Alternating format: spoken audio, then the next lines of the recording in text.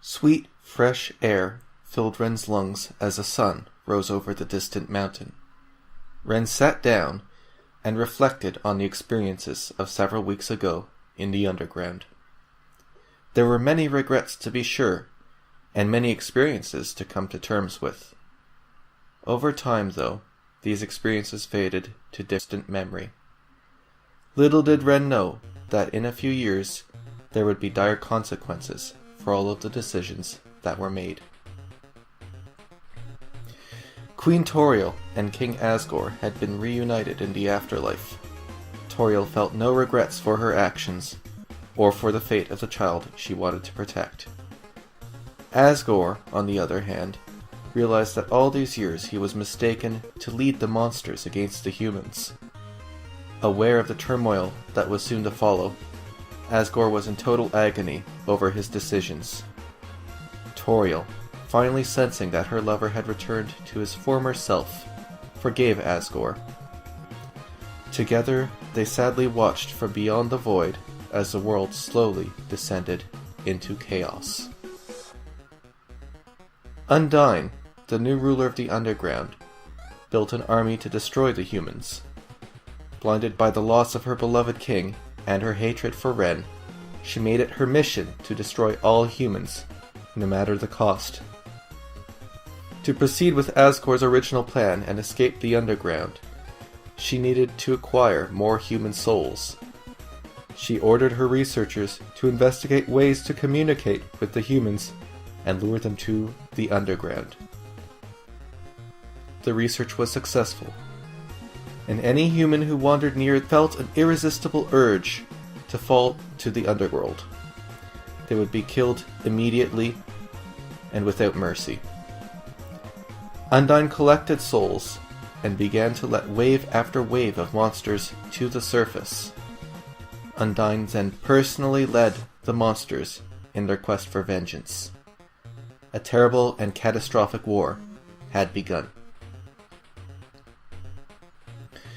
Papyrus was happy for the longest time, not because of Undyne or her activities, but simply because of his title. One dark day, though, in a last-ditch effort to end the war, the humans launched a directed assault against Undyne. Many monsters either died or disappeared in the battle. Papyrus was one of the unfortunate few who disappeared, and whose fate remains unknown. Undyne, who escaped, was furious. Sans, feeling deep loss, felt it was time to finally do something about the worsening state of the world. He contacted Alphys, who shared the same feeling. Together, they came up with a scheme to reset things to the way they were.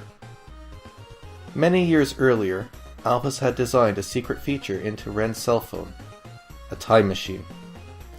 It could only ever be used by Ren because it required contact with a human soul.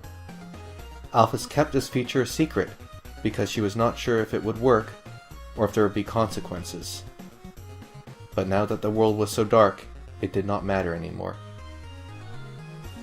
The plan was thus: if Asgore never died, then the events of the last several years could never have happened.